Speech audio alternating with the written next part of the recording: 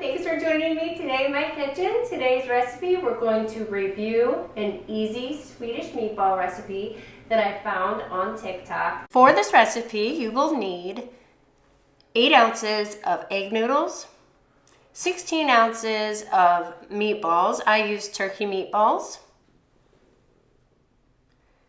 And then I'm using unsalted beef broth, and I'll show you what I'm gonna do with that. And a can of cream of mushroom and a can of cream of chicken soup.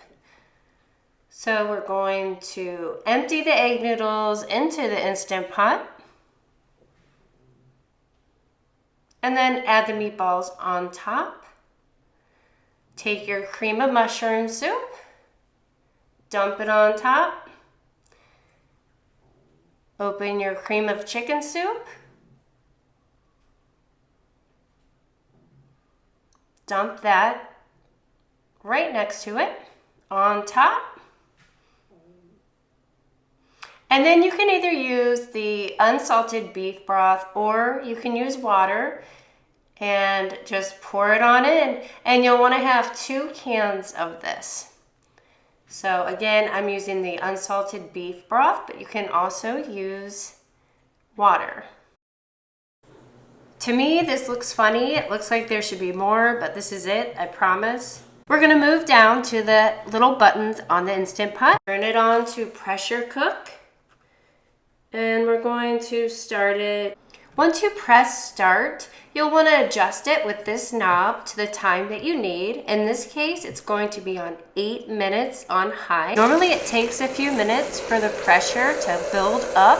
As the pressure in the Instant Pot builds up, the red knob is going to rise and you may see some water. That's totally normal. Also normal is this sound. So once your 8 minutes is up, you're going to want to release the pressure out. Be careful when you do this. Keep your face away from the steam. So you're going to want to move it to vent, and you're going to do that until the red knob goes all the way down. Then you know it's safe to open your Instant Pot.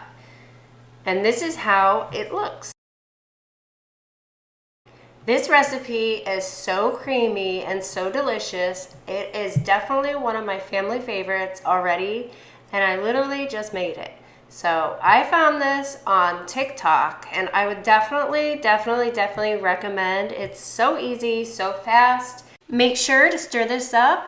I will link all the information that you need to know in the box below. And if you make this recipe, let me know how you like it. And I thank you for watching.